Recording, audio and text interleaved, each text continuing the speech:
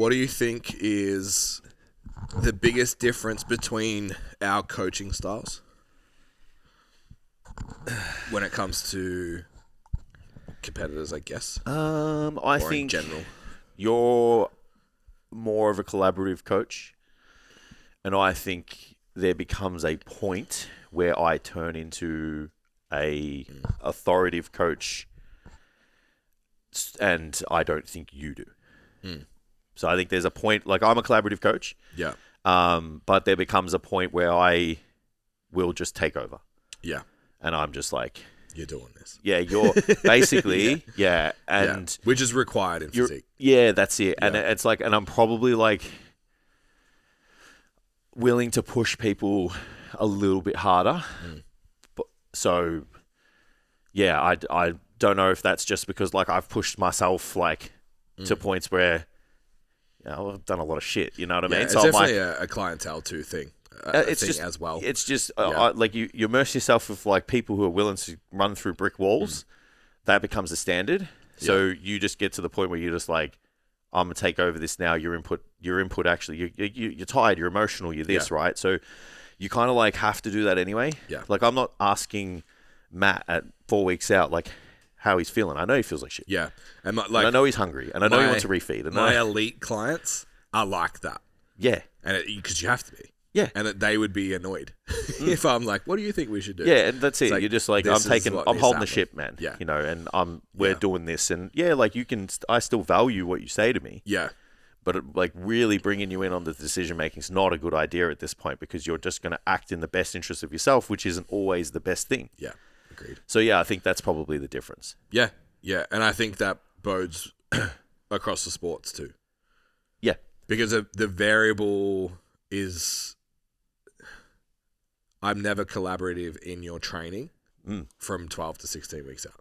yeah, Like in powerlifting. It's like, yeah. It's perfect. Off season, don't give a fuck. You don't like the exercise, let's change it. Of choice. Yeah. But once we're 12 weeks, like, no, you need to do the 100%. thing and give me feedback and I'll approve the changes. Like Laura's prep that we just did, like we had injuries, we had huge weight cut. It was just like, right. And she didn't want any decisions. It's like, Yeah, this is what you need to do. yeah. But yeah, I think I You agree. can also attract people like that too. Drawing though. a line through average, 100%. I would agree. Yeah, Yeah, way more collaborative in nature in the yeah. coaching. Yeah. Yeah, and I think like for the result, like you said, like people are going to want to gravitate to someone who's going to tell them what to do. Like I don't want to navigate when I'm tired, shredded, and emotional and shit. Like so they're just going to want to be like, tell me what to do. Yeah. So I think you just end up attracting a book of those people, and you just get used to it. Yeah.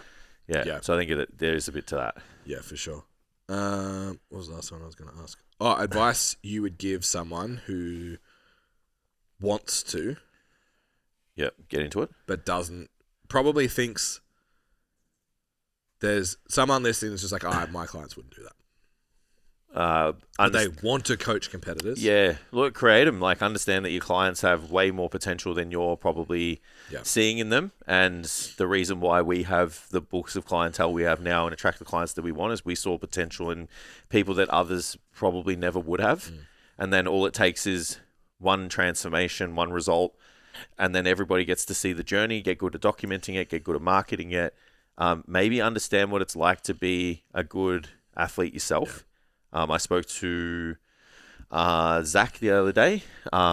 We just did a little one-on-one just based on some training stuff. And, he was like, I want to get into the physique stuff.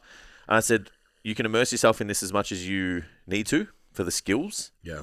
But I said at some point you need to know what it's like to be held accountable to the standards that it takes to be an exceptional physique athlete. And I said, then that's where you need to, experience what it's like to be a client. Yeah. And just lock the fuck in for 16 weeks and see what you're capable of, set the tone, set the standard, build authority, because there's a little bit of like, when you have when you have very little skills and you have very little reputation, like we say this all the time, your own experience is something you can lean on at the start. Yeah. So show people you can walk the path, but also learn and don't give your clients your fucking plan. Learn how to apply the system to them And that's how the momentum starts. Yeah. So yeah, be a client yourself, hold yourself to a high level of standards and get a really exceptional outcome. See some potential in your clients now that you could turn into exceptionally good athletes. Yeah, I agree with both of those. Yeah. I think you need to have been through it to understand where they're at, what the they're empathy feeling. thing is super important. Yeah. Yeah, but I think the trap is a little warning on that is the trap is just giving them your method. Correct. Not the model. Yeah. Yeah. Yeah. Yeah, but believe in your clients more. Oh, absolutely. Yeah. Yep. Like the amount of people that I've said, like, we're doing a photo shoot, we're doing a lift off, we're doing FBME, we're doing a powerlifting comp, whatever, that have been like, I can't do that. It's what you hide for, man. Like, yeah, more, but maybe less in the last 5 years. But the first 10 years of my career, almost all of them were like, nah. Yeah.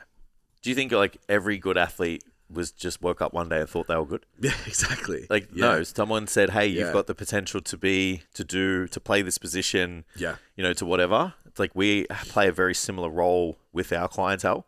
Like part of our job, which I feel like everyone just has decided to forget, is like it's motivation, seeing potential in them, guiding them. Like it's not just like giving them a program. Yeah, lead them somewhere they couldn't go. Absolutely. Yeah. Lead. Yep. It's a big word. I think that's the best place to leave it. All right. That was cool. That was fun. Yeah, that was good. It's always good to unpack. I hope it was useful for you guys. So as always, just shoot us a DM, drop a comment, do something to let us know that you enjoyed the episode. If you've listened to the whole episode or more than one and you haven't subscribed, come on, man. Come on. Hit the sub button. Hit the button, do the thing. Obviously helps with the reach, so we're trying to help people. As many people as we can. 1 million outcomes in the fitness industry, so we need it. All right, we will see you next week. We're going to talk about the difference between a trainer and a business owner. We'll see you then. See you guys.